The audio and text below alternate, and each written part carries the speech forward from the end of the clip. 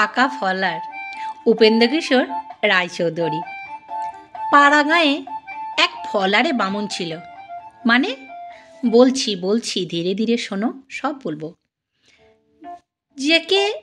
কেউ তাকে যদি নিমন্ত্রণ করতে আসে সে ব্রাহ্মণ কিন্তু খুব গরিব। দই চিড়ে বেশি কিছু খেতে দেবার ক্ষমতা যাদের না থাকে তাদেরকে বলে যে আমি দই চিড়ে খাবো, মানে কাঁচা ফলার খাবো। কিন্তু কিছুদিন পর ব্রাহ্মণ শুনল যে দই চিড়ে ফলারের চাইতে পাকা ফলার ঢের ভালো। সুতরাং এরপর যে তাকে নিমন্ত্রণ করতে আসতো ফলারের জন্য, তাকে সে বলতো আমি কিন্তু আর কাঁচা ফলার খাবো না, মানে দই চিড়ে এগুলো সে খাবে না, পাকা ফলার খাবে। সে ছিল খুব গরিব বেচারা। পাকা ফলার সে কোথা থেকে দেবে? যে নিমন্ত্রণ করতে আসে সে পাকা ফলার কোথা থেকে দেবে, তারা যদি গরিব হয়? তাই সে বিনয় করে বলল, মশাই, পাকা ফলার দেওয়ার কি আমার ক্ষমতা আছে? এটা কে বলছে? একজন লোক ব্রাহ্মণকে ফলারের জন্য নিমন্ত্রণ করতে আসছে। ওই যে ব্রাহ্মণ শুনেছে যে কাঁচা ফলারের থেকে পাকা ফলার খেতে বেশি ভালো বা পুষ্টিকর, সেই জন্য সে বলছে যে না আমি তোমার বাড়িতে গিয়ে কাঁচা ফলার করতে পারবো না, আমি তোমার বাড়িতে পাকা ফলার করব। সেই শুনে লোকটা খুব গরিব, সে বলল, তবে রাজা যেখানে থাকে আপনি সেখানে গিয়েই পাকা ফলার খান, আমার আপনাকে পাকা ফলার খাওয়াবার কোনো রকম ক্ষমতা নেই। ব্রাহ্মণ বুঝল পাকা ফলার খাওয়াবার ক্ষমতা একমাত্র রাজার আছে।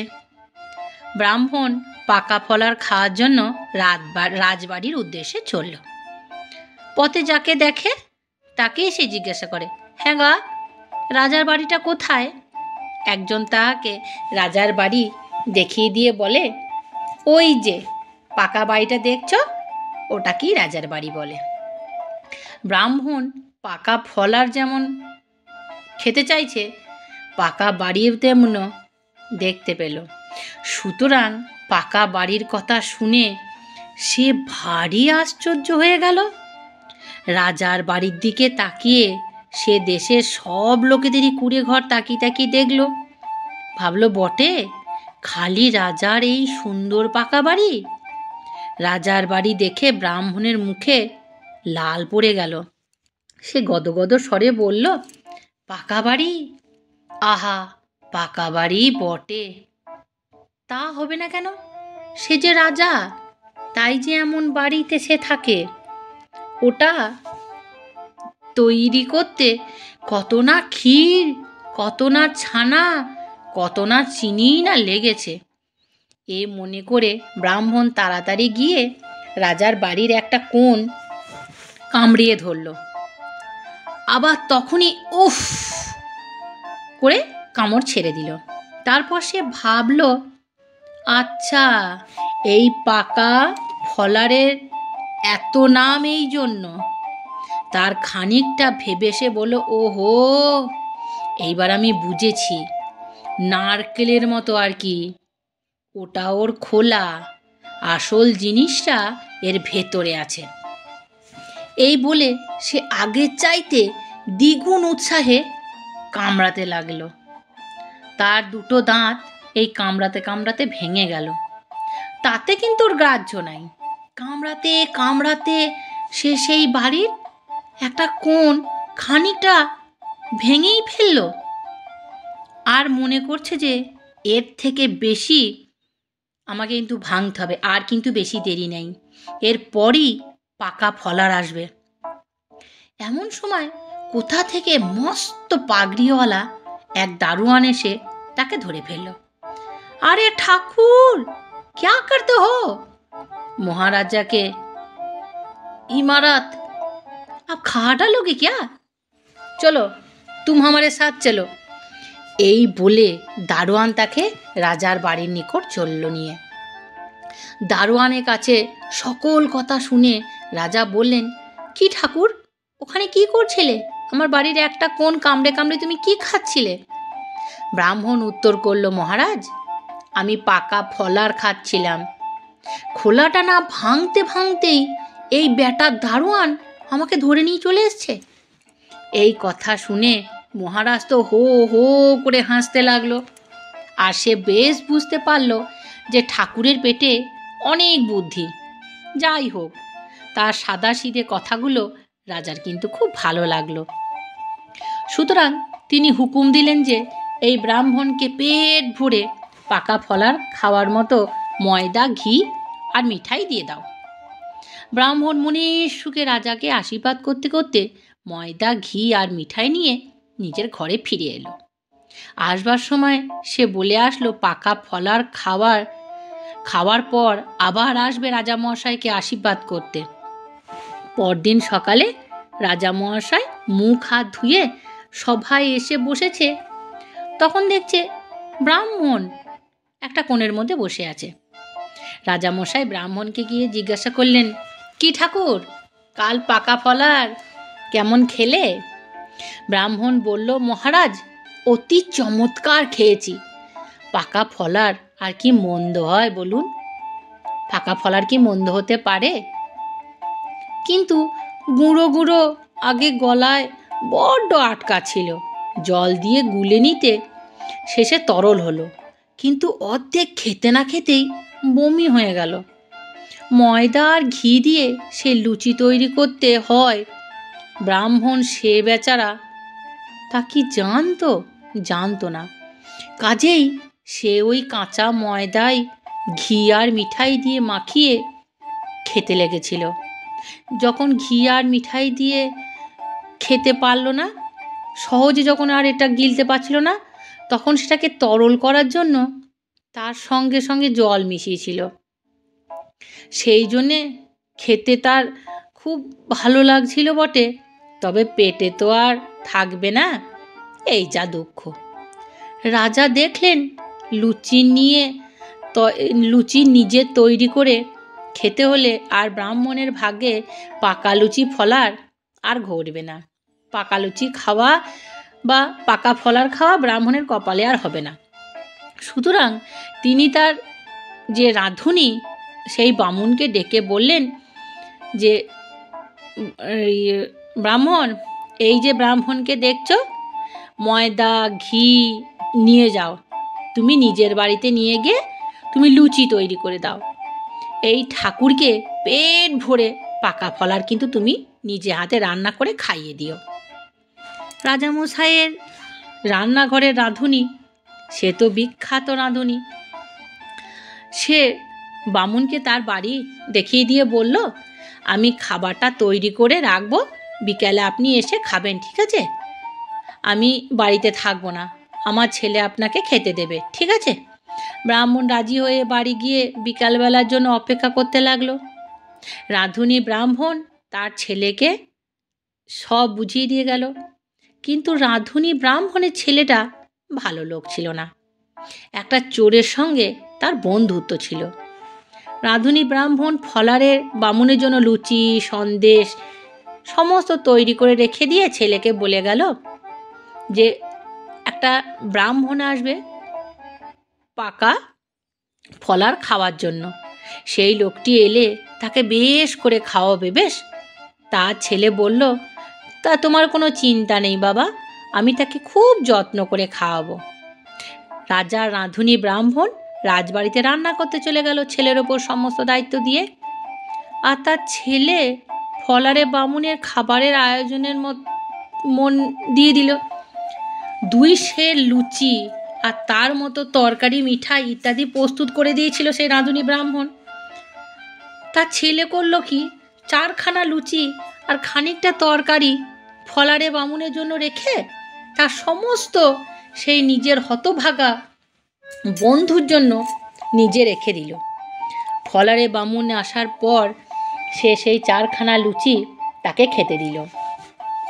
সে বেচারা তো জন্মেও কোনোদিন লুচি খায়নি, তাতে আবার এমন চমৎকার রাজার বামুন রান্না করেছে লুচি। এমন জিনিস 2-4খানা খাওয়ায় তার পেট তো ভরল না, বরং তার খিদে আরও বেড়ে গেল। সে খালি পেটে দুঃখ করতে করতে বেরিয়ে আসছে। আর যদি কখানা হতো এই বলতে বলতে রাস্তা দিয়ে বেরিয়ে আসছে। এমন সময় রাজার যে প্রধান ভাণ্ডারী ছিল, মানে ওই রান্নাঘরের যে লোকটার সঙ্গে এই ভাণ্ডারী কাজ করত, সেই রাস্তা দিয়ে চলেছিল সেই সময়। সে নিজের হাতে সেদিন সকালবেলায় ওই ফলারে বামুনের জন্য পুরো 2 সের ময়দা আর তার মতন অন্য সব জিনিস মেপে দিয়েছিল ওই রাজার রাঁধুনিকে, যে ফলারের বামুনের দায়িত্ব নিয়েছিল। ফলারে বামুনের মুখে এই কথা শুনে সে জিজ্ঞাসা করলো, কি ঠাকুরমশাই, কি যদি আরও কখনো হতো কি? ফলারে বামুন বলল, বাবা আমি পাকা ফলারের কথা বলছি গো, রাজামশাই চিরঞ্জীবী হোক, আমাকে এমন জিনিস খাইয়েছে, খালি যদি আর কখনো হতো। সেই ভাণ্ডারী জিজ্ঞাসা করলো, আপনাকে কখানা দিয়েছে? ফলারে বামুন, লুচি 4খানা পাকা ফলার আমাকে দিয়েছে বাবা। ভাণ্ডারী সবই বুঝতে পারল। সে কি ঠাকুরমশাই, 2 সের ময়দা দিয়েছি, তাতে কি মোটে 4খানা লুচি হয়? ব্রাহ্মণ বলল, হ্যাঁ বাপু 4খানাই ছিল, আর খেতে কি চমৎকার লেগেছিল। ভাণ্ডারী তাকে বলল, 2 সের ময়দায় তার চেয়ে ঢের বেশি লুচি হয়। আমার বোধ হচ্ছে ওই রাঁধুনি ব্রাহ্মণের ছেলেটা বাকি লুচি মাচায় তুলে রেখেছে। আপনি আবার যান, এবারে গিয়ে এক্কেবারে মাচায় উঠবেন, দেখবেন আপনার লুচি সেখানে আছে। ব্রাহ্মণ বলল এ কথা। তাই নাকি?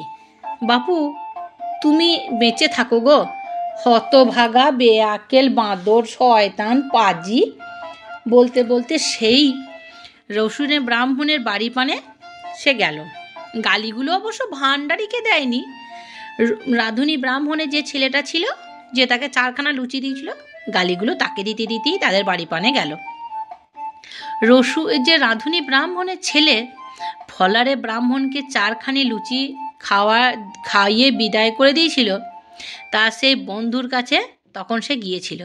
সেখানে গিয়ে সে চোরকে বলল, বন্ধু ঢের লুচি আমি বানিয়ে মাচার উপর রেখে এসেছি, তুমি শিগগিরই যাও, আমি এই বাজার থেকে একটা জিনিস নিয়ে আসছি। চোর রাঁধুনি ব্রাহ্মণের মাচার উপর বসে লুচির ঢাকনা খুলতেই যাবে, এমন সময় ফলারে বামুন এসে উপস্থিত। একেবারে কথা নাই বার্তা নাই, মাচায় উঠে গেল। চোর মুশকিলে পড়ল। সেই চোর লুকোবার স্থান পেল না, পালাবারও পথ পেল না। এখন সে যায় কোথায়? শেষটা আর কি করে, মাচার কোণে একটা কাঠের থাম সে জড়িয়ে কোনো রকমে একটু নিজেকে আড়াল করে থামের পিছনে লুকিয়ে থাকলো। একে সন্ধ্যাবেলা, তাতে আবার ফলারের বামুন নিতান্তই সাদাসিধে লোক, লুচি খাওয়ার জন্য তার মনটা খুবই ব্যস্ত হয়ে রয়েছিল, সুতরাং সে চোরকে দেখতেই পেল না। ফলারে বামুন সামলে লুচি সন্দেশ তরকারি মিঠাই সাজানো দেখেই খেতে বসে গেল। পেটে যত ধরল তত সে খেলো, আর একটা হজমি গুলি ধরারও স্থান থাকলো না পেটের মধ্যে। এমন সময় একটা ভারী মজা হলো। রাঁধুনি ব্রাহ্মণের ছেলেও বাজার থেকে ফিরে আসছে, আর ঠিক সময়ে রাঁধুনি ব্রাহ্মণও রাজার বাড়ি থেকে ফিরে আসছে। অন্যদিন সে প্রায় দুপুর রাতে আগে সে ফিরে আসতে পারে না, কিন্তু সেদিন সে একটা বড় খুন্তি ফেলে গেছিল বাড়িতে, সেটাই সে নিতে আসছিল। কিন্তু হলো আশ্চর্য কি, ছেলে জিজ্ঞাসা করলো বাবাকে, বাবা তুমি এখনই ফিরে এলে যে? রাঁধুনি ব্রাহ্মণ বলল, হ্যাঁ রে, আমি একটা খুন্তি ফেলে গেছিলাম, সেটাই নিতে এসেছি। ততক্ষণে ফলারে বামুন পেট এত বোঝাই হয়েছে যে আর একটু হলেই তার দম আটকে আসে। পিপাসায় গলা শুকিয়ে গিয়েছে, কিন্তু সেখানে তো জল নেই। সে জল জল বলে চেঁচাতে চেষ্টা করলো, কিন্তু ভালো করে তার কথা ফুটছিল না। রাঁধুনি ব্রাহ্মণ তার ছেলেকে বলল, ওটা কি রে? ছেলে দেখলো ভারী মুশকিল, সে ফলারে বামুনের কথা তো তার জানা নাই, সে তো দেখেছে ফলারে বামুনকে 4টে লুচি খাই আমি বিদায় করে দিয়েছি। কাজেই সে মনে করলো যে ওটা তার বন্ধু। গলায় সন্দেশ আটকে এই বিশ্রী স্বরে জল জল করে চেঁচাচ্ছে। বন্ধুর খবরটা বাবাকে দিলে সে তো আর বন্ধুর হার আস্ত রাখবে না। আর কিছু না বলেও কোনো উপায় নেই, এখনও মাচায় উঠে ও দেখবে কি করে। এমন সময় হঠাৎ তার একটা বুদ্ধি জোগালো। সে বলল, বাবা ওটা নিশ্চয়ই ভূত, তা না হলে মাচার উপর থেকে এমন বিশ্রী আওয়াজ দেবে কেন? ভূতের কথা শুনে রাঁধুনি ব্রাহ্মণ কাঁপতে লাগলো। আরও মুশকিলের কথা এই যে ভূতটা জল চাইছে, তার কাছে জল নিয়ে যেতেই কিছুতেই ভরসা পাচ্ছিল না সে। অথচ জল না পেলে সে নিশ্চয়ই ভয়ঙ্কর চটে যাবে সেই ভূত। তারপর সে যে কি করবে তার কোনো ঠিকানা থাকবে না। ছেলের ভারী ইচ্ছা সে ভূতকে জল দিয়ে আসবে, কারণ ছেলে তো জানে যে হিঁচকিটা উঠছে কার, মনে করছে সেই বন্ধুর। কিন্তু রাঁধুনি ব্রাহ্মণ বলল, তবে কি হবে বলতো, যদি তোর ঘাড় মটকে দেয়, জল তো তুই দিতে যাবি। এই সময়ে সেই রাঁধুনি ব্রাহ্মণের হঠাৎ মনে পড়ে গেল মাচার উপর কয়েকটা নারকেল ছাড়ানো আছে। সুতরাং ছেলেকে বলল, তুই বলে দে মাচায় নারকেল আছে। আর থামে যে আমাদের যে থামটা আছে তার মধ্যে আছড়ে যদি নারকেলটা ভেঙে ফেলে, তাহলে সে নারকেলের জলটা পেতে পারে। ফলারে বামুনের হাতের কাছেই নারকেলগুলো ছিল। সে তার একটা হাতে নিয়ে থামে আছড়িয়ে ভাঙল। কারণ যে ও যে রাঁধুনি ব্রাহ্মণের ছেলে যে তার বন্ধুকে বলে গেছিল সে যে থামের পাশে দাঁড়িয়ে আছে আর তার মাথায় যে একটা বড় টাক আছে, সেটা আধো আলো আধো ছায়, সেই টাকটা চকচক করে শানের মতো লাগছে, সে তো সে বুঝতে পারেনি। দুম করে দিয়েছে মাথার মধ্যে নারকেলটা ভেঙে। ব্রাহ্মণ পিপাসার চোটে সেই নারকেল মনে করে, ওই শান মনে করে নারকেলটা ওই ব্রাহ্মণের ছেলের মাথায় দুম করে মেরেছে, কারণ সে থামের আড়ালে লুকিয়েছিল। একেবারে মাথা ফেটে যাওয়ার জোগাড়। বাবারে করে সে থামের ওখান থেকে যতটা পাচ্ছে মুখ দম বন্ধ করে বাবারে মারে করছে। এরপর একটা মস্ত গলমাল হলো। নারকেলের বাড়ি খেয়ে ভয়ঙ্কর চেঁচামেচি উঠে গেল। আর তাকে ভয়ঙ্কর চমকিয়ে গিয়ে ব্রাহ্মণ হাউমাউ করতে লাগলো। গোলমাল শুনে পাড়ার সমস্ত লোক সেখানে এসে হাজির হলো। কতক্ষণ সে মাথায় নারকেল যদি ভাঙে, কতক্ষণ সে চুপ করে মুখ বন্ধ করে থাকবে? তা তো মাথাটা ফেটে যাওয়ার জোগাড় হয়েছে। আসল কথাটা জানিয়ে এরপর আর না জানিয়ে পারল না রাঁধুনি ব্রাহ্মণের ছেলে রাঁধুনি ব্রাহ্মণকে। এইসব জিনিস কি আর চাপা থাকে? চোর ধরা পড়ে গেল। আর রাঁধুনি ব্রাহ্মণের ছেলেকে যে খুন্তিটা নিতে এসেছিল রাজবাড়িতে রান্না করতে যাবে বলে ভুলে গেছিল, সেই খুন্তি দিয়ে তার ছেলেকে এসা পেটালো যে ছেলে একেবারে মার খেতে খেতে গ্রামের বাইরে বার করে দিয়ে আসলো। আমার গল্প যদি ভালো লেগে থাকে তাহলে আমার চ্যানেলটাকে নিশ্চয়ই সাবস্ক্রাইব করো। আরও এরকম মজার গল্প আমি তোমাদের শোনাবো। আমি বৈশাখী বলছি, আমি ভীষণ ভালো আছি। ঈশ্বরের কৃপায় তোমরাও নিশ্চয়ই ভালো আছো। ভালো থেকো, সুস্থ থেকো। নমস্কার।